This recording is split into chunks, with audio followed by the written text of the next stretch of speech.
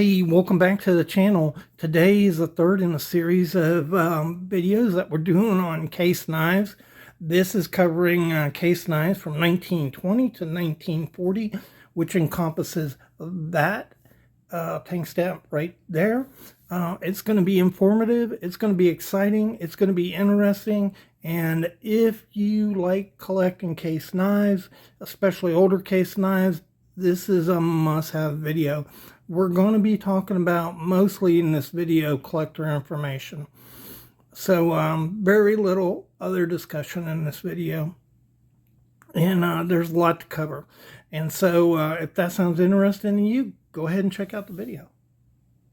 We'll be sweeping up this hill right here. And I'll show video, but I probably won't be able to talk because I'll just be out of breath and dying. So, I can talk, baby. Hold on a minute. Oh yeah, you can, honey. Yeah. All right, welcome back to the Fortified Castle. Hi, all my viewers. Bonjour, privet, guten tag, hola, ciao, konnichiwa, and good day, mate, to my foreign viewers. Okay, before we get into all of that, the case collecting all that, I got a couple tags here from Splitting Slices. That is Byron Kennedy, heck of a nice guy, and he sent me these. Let's put them up here temporarily, and he sent me a nice thank you note because I helped him out with something, and that's really cool. Nice long note there that he sent. Really appreciate that, Brian. And if you haven't checked out his channel, you should, because it's good. I'm subscribed, and you should be subscribed too. Another little matter I want to handle here, I haven't done yet. I need to make a public apology. So, last Thursday, I was supposed to be on Jesse McJames, the Alien Outlaws live show. And if you looked at his live show, I wasn't on there.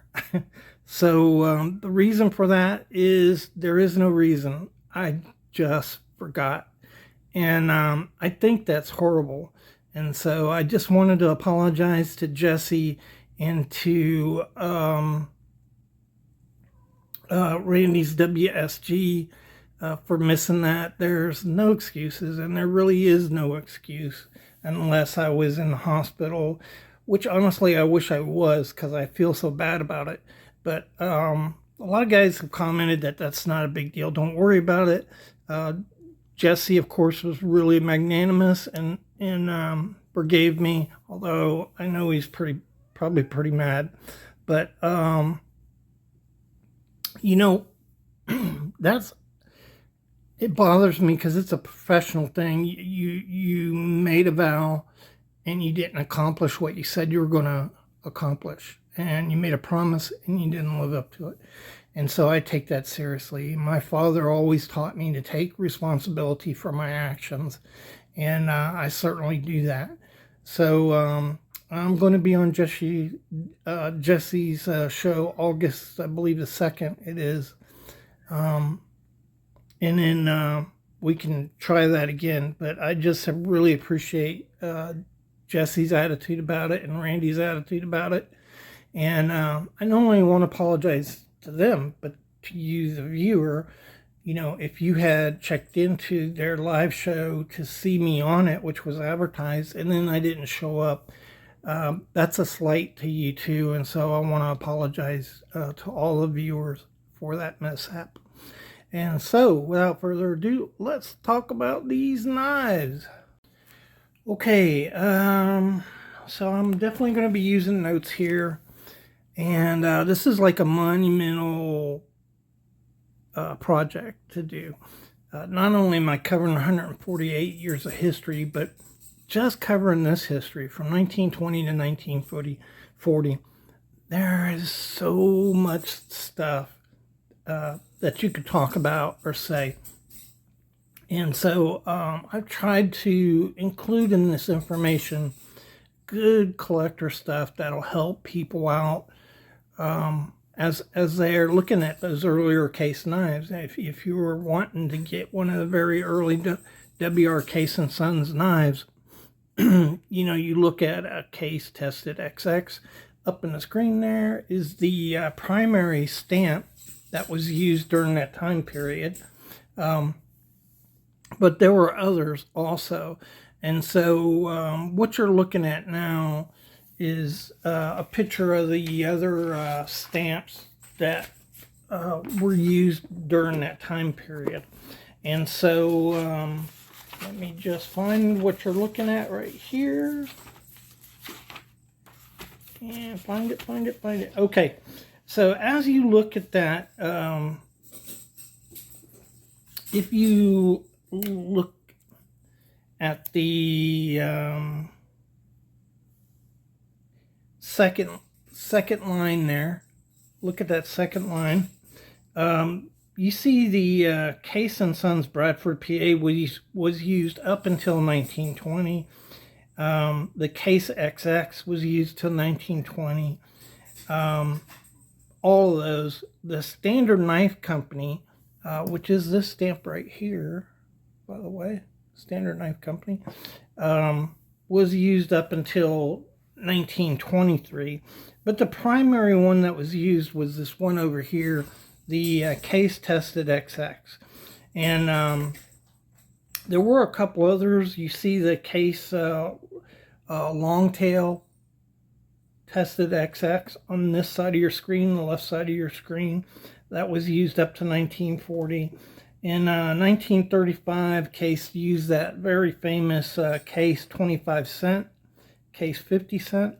And the reason Russ did that was you had the stock market crash in 1929, the Great Depression.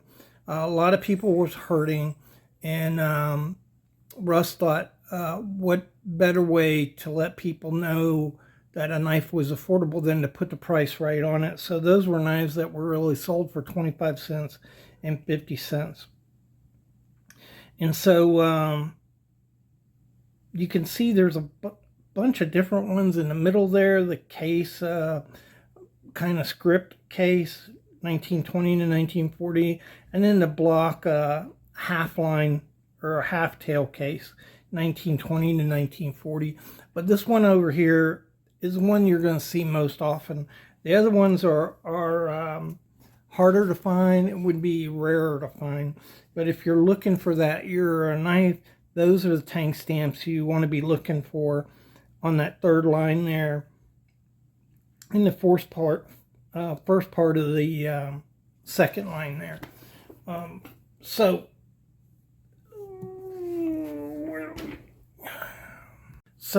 in the previous videos, I just glazed over the model numbers, how to look at a model number. And you know, most Case knives have a 4-digit number. The first one is the handle material, the second one the number of blades, the last two are the model number. But there's a whole lot more to that than just those 4 digits. Sometimes Case numbers are 5-digit long, sometimes they're 6-digit long. There's like 36 different handle materials that they used, and they had codes for each of those handle materials. There's also different configurations that the knives came in. They use codes for that. Most recently, you know, like the razor knives use RAZ to signify razor.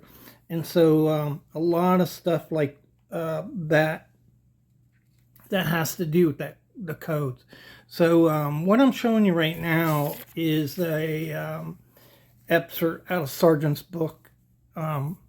And it's a pattern 11. And the thing that I wanted to show you in this is as you look at that pattern 11.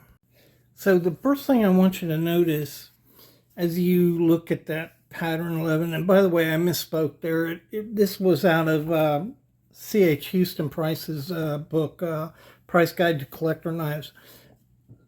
The writing at the very top here very top here, you could see the pattern number 61011. And then you have listed different tang stampings after the model number. And then you have the years that they were made. And then you have the handle material here. And over furthest to the right is the price, the mint price of those knives. And there's no picture, but that is a 4-inch pruning knife, model 11. At the middle of the page there, you see that bow tie switchblade. That's a model 11 also. And if you go all the way down, there's a 4 3/8 inch lockback that has a swell center. And that is a model 11 too. So that's what I mean by the model numbers can be kind of confusing when you're dealing with case. And so they'll use different model numbers, the same model number for different knives. Now, if you look at the middle one, they're actually different model numbers, but it's still the last two digits are 11. And if you look at the lockback below that, they're different model numbers, but it's actually a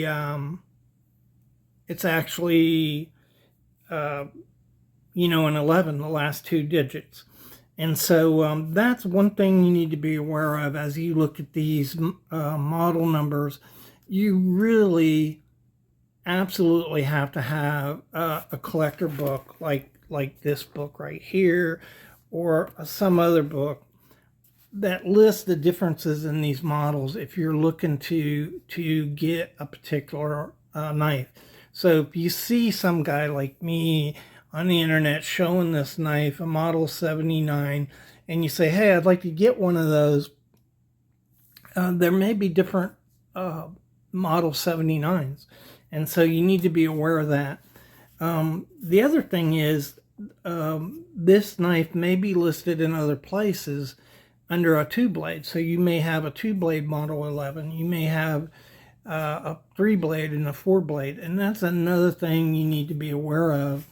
And the thing you run into, the models that we see today, like the model 47, you know, there's a 2-blade version, there's a 3-blade version, and there's actually a 4-blade version of that model 47.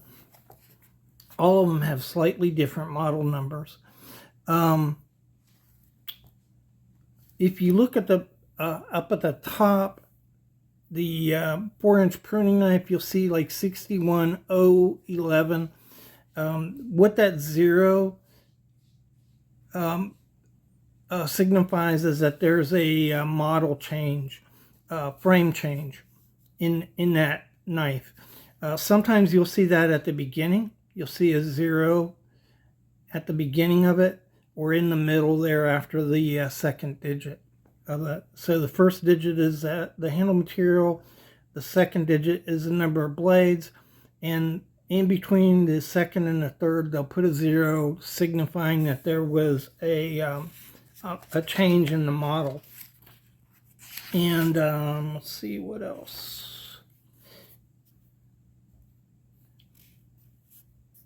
Okay, if you look down in the middle under the bow tie switchblade, you see the H1211 and a half. The half is a designation that it indicates that it's supposed to have a clip blade on it. So what's important about that is if you have an H1211 brown cream celluloid knife that doesn't have a clip blade on it, it's not a correct model number. It's a Frankenstein. Somebody put the knife together with a blade from another knife. The H there at the beginning stands for brown cream celluloid.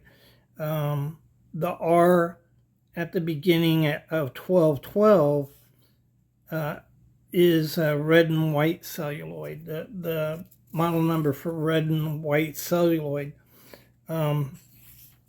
So that brings up another problem that we have with these knives. Let's look at the actual different codes on these knives. Okay, so this is Sargent's book right there. Great book, by the way, if you can get a hold of one.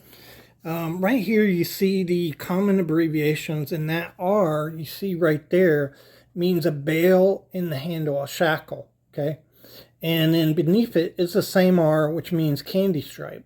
So you have the R meaning two different things. What you probably see is the R for shackle at the end of the knife or at the beginning if it was a candy stripe. And the other thing is, if you look over here, you see SH, which means sheepfoot, and shack, SHAC, which means shackle. So you have SHAC, which means bail, and over here you have R, which means bail. And so it can get really confusing on what type of knife that you have. When you look here, you see there's all kinds of different case blade types. You see the pen there. You've probably seen that before. You've probably seen Raz before. And more obscure is the PU for punch blade. But you still see that PU on knives that are in the 70s. But that's the different acronyms for blades. And then you see there's a bunch of different acronyms for colors here. And those have changed over time. So today G means green, just green, and red. R means red. See, it's not even on there. They use for red. And the R doesn't mean that it has a bail or shackle anymore. So these are older type of acronyms that you see for knives pre-1940, but some of them would apply to a further date, like from 1940 to 1964. So that's where case numbering gets really confusing. Okay, so here are some handle materials that were only available pre-1940. So tortoiseshell, imitation onyx, Christmas tree, which is a red and green metal flake type of material, mottled brown and cream. I'm not really sure what that is. I'm kind of thinking maybe that's their version of the butter and molasses, but I'm not sure. Bathing Beauty, HA, that stands for high art. So I'm not sure whether there was just one image in that says a Bathing Beauty, but I'm not really sure. Other companies allowed you to send a picture in to put on those high art type knives. I'm not really sure on that. Red striped celluloid was R. We already talked about that. And then wire, that's actually a wire knife like you see on the George Schrade knives. But Schrade also had a wire knife. All of those are pre-1940, kind of easy to remember. And I'm just going to leave them there so you could write them down, or you could take a screenshot of it on there. Now, some of these, like Christmas tree, was brought back in the 80s. But, you know, knives like that, you can tell they're new knives. For one thing, the tang stamp, it reflects the 1980s. It's the Lightning S mark. But candy stripe, the same way. You know, if they're newer knives in the 80s or 90s, you know the difference. They look new. These knives are going to look pretty dated. Their blades are going to be worn, handle materials will be worn, and you're really unlikely to find one that looks brand new. All right. Next, I want to cover Redbone. Redbone was basically a 1940 to 1964 phenomenon. Red Stag was on Tested Knives, and what this looks like, don't have any stag on the table. Okay, I don't have any stag on the table. I got imitation stag. So red stag just looks like regular stag, and then off to the side it's kind of red around here. Has a little bit of color, and that was all natural coloring on red stag.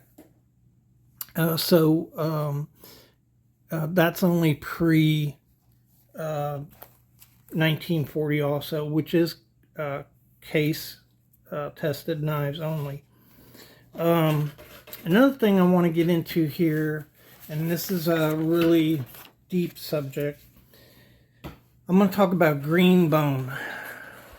All right, so there is a handle material that collectors talk about called green bone, and it has really gotten out of hand on the internet, where every other knife you see is green bone knife, and so I feel the need to address that a little bit.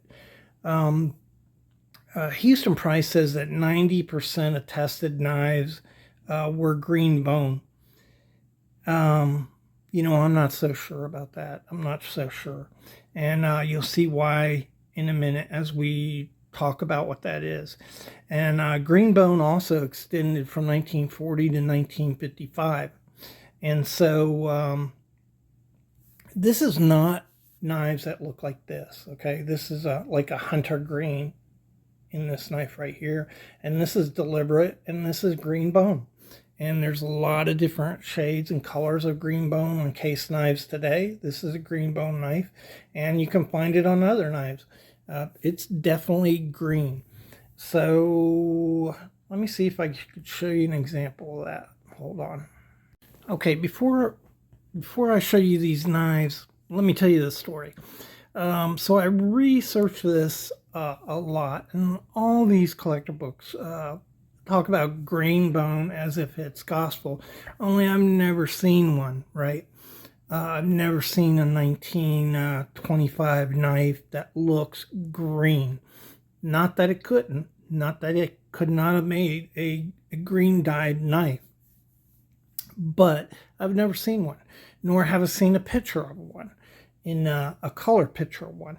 And so most of the pictures that you see of green bone are like this right here, which is a black and white picture.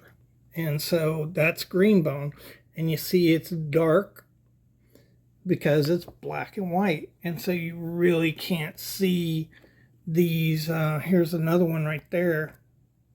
You really can't see the color in that. And so I read the best article I read on that was a collector who said the way this got started is collectors in the 60s and 70s got a hold of these case knives, and they had little spots of like an olive green inside the bone here, little spots of olive green, and then the rest of the bone kind of looked like this, a really light tan or brown. Now you can see on the back of this knife right here, this is a Robeson, you can see where it's darker. You know, it was a darker brown, but because of age, UV light, oils in your hands, things like that, it's lightening up. But this is basically the color that collectors say green bone is. It's not your typical brown. And so this is an older knife here. This one's from the 1940s, pre-1940s probably. And you can see the brown there, and when you turn it over, it's a lighter brown. And that's because oils are turning this darker. So this is where somebody was holding it in their palm, and wear over here, and maybe a little sunlight action is making this lighter. It's still clearly brown, and I think this one is too, but you can kind of see the color that they're talking about. It doesn't look like this. This is clearly brown, dyed brown. Another old knife here, another old Robeson, and you can clearly see that this is a lot lighter. Here's another one that dates to the 30s right here, and you can see how the bone is getting lighter, but you can also see where, this was brown, and it's very clear. If you go to the other side, you can see it's really dark brown there, and it's just this side here. So the person that handled this was probably left-handed. In this hand right here, they held the knife like this, and most of the oils in their hand got on here, and on this side it was kind of worn. So anyhow, it's a lighter color brown, and these lighter color browns they say are green bone, because early collectors of case knives saw spots of green in these bones. Now, some of the materials I read said that green bone goes from completely dark green color to spotty green with a lighter brown color.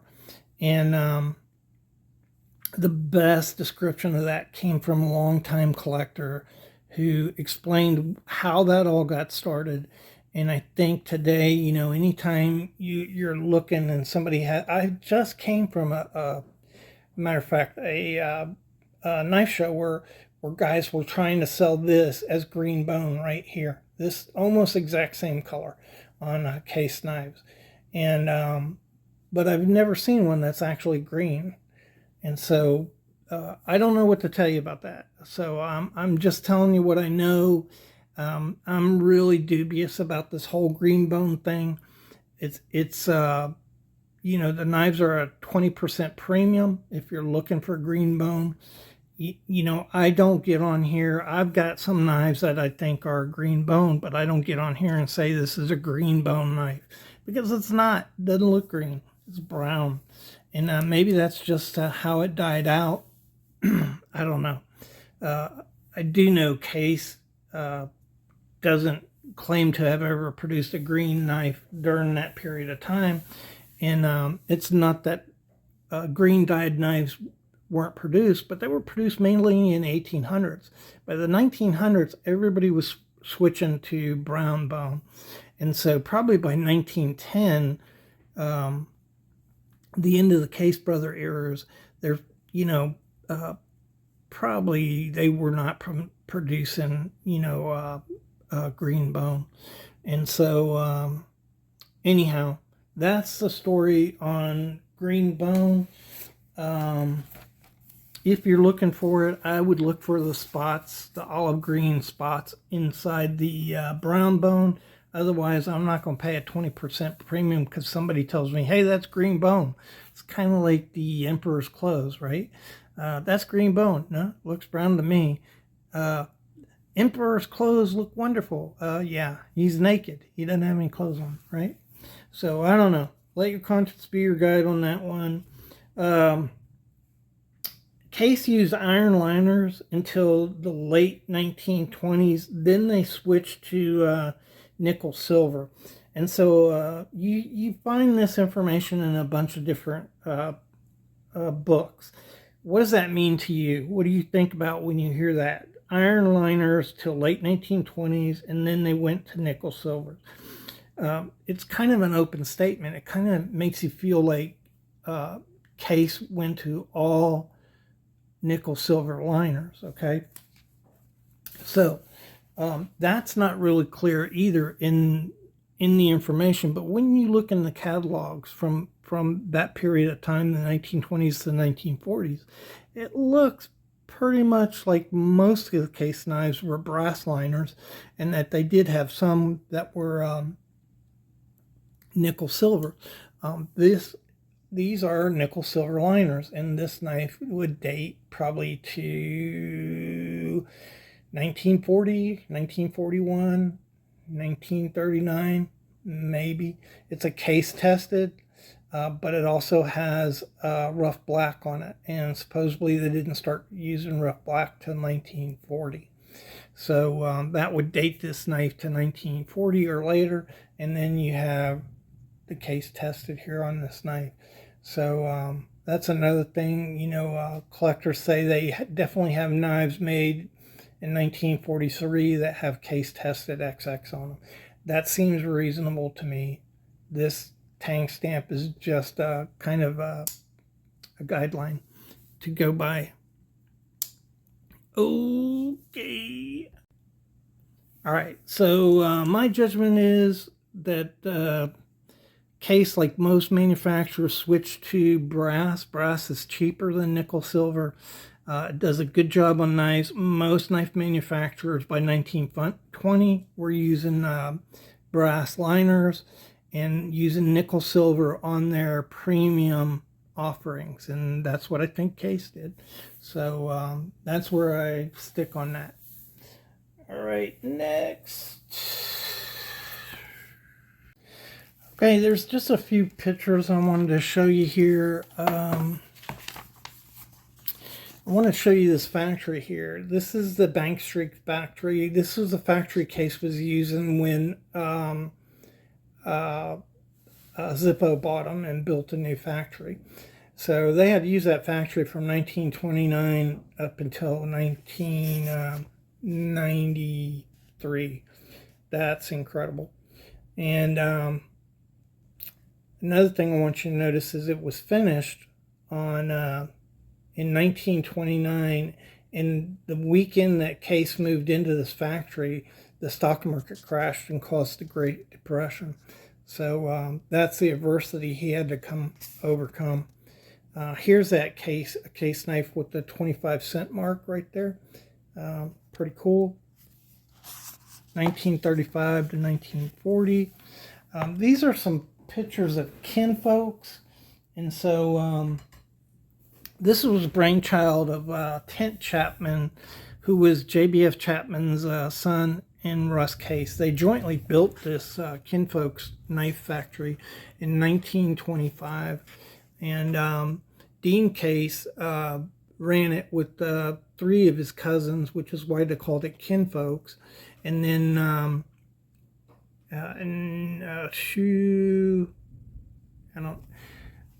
at some point he bought it, all his brothers kinfolk out.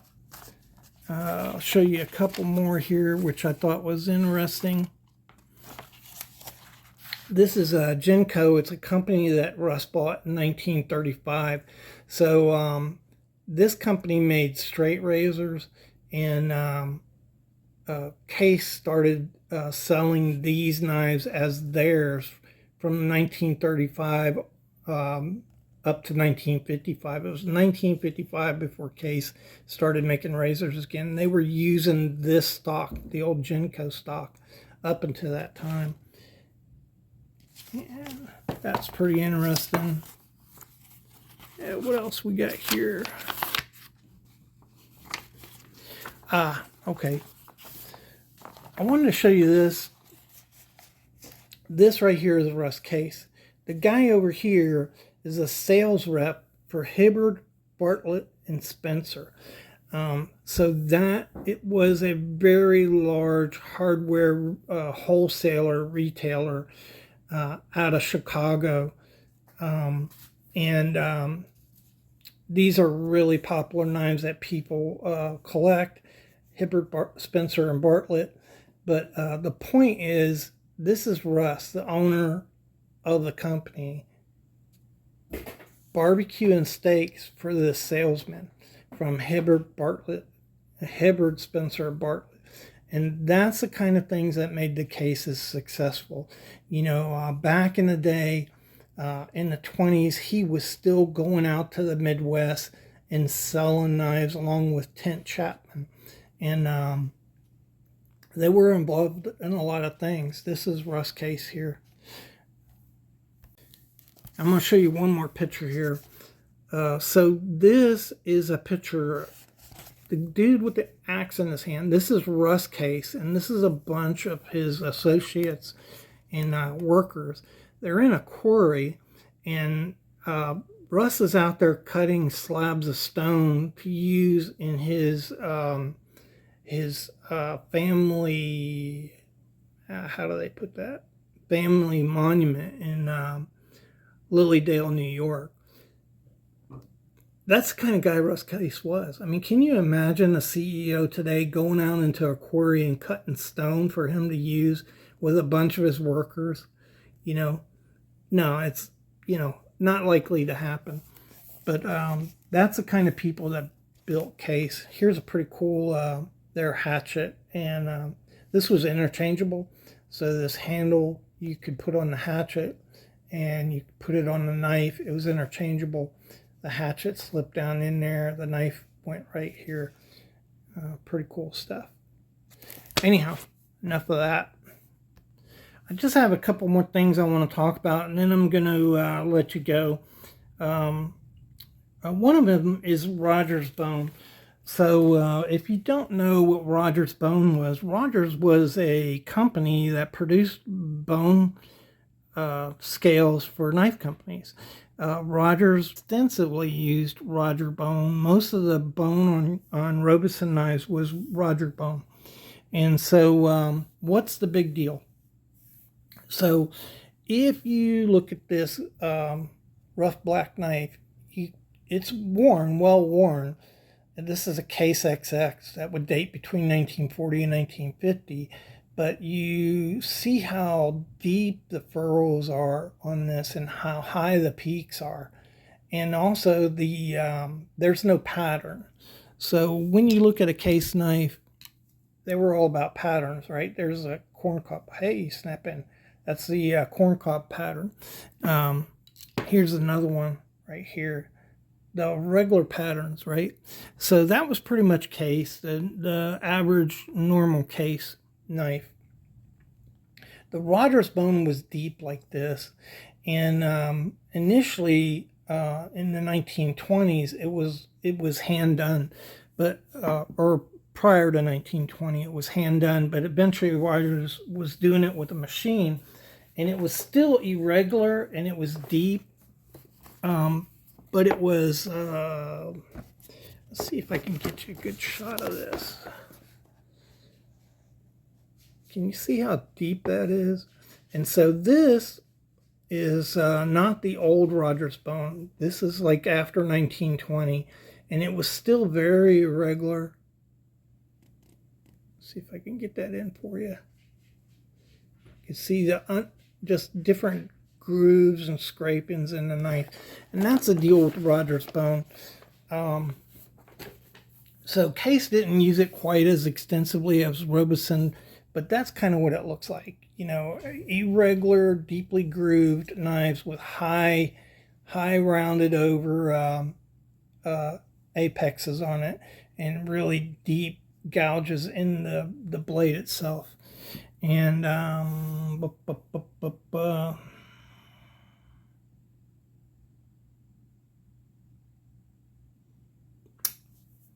there's one more thing I wanted to cover here. Hold on.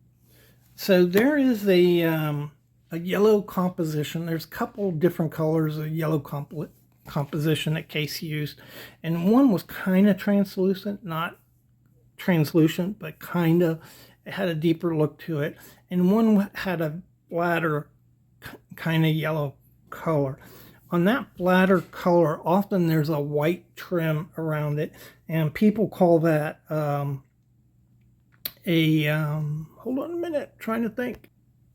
They call it a white liner, okay, but it's really not a liner. It's just some white along the sides of the yellow composition, and that's the type of yellow that you're going to see on Case XX tested knives. Is the matte kind with a white border on it. And again, that's important to know, because if you're looking at a yellow composition tested XX knife and it just has a translucent color, you're probably not looking at a genuine tested XX knife.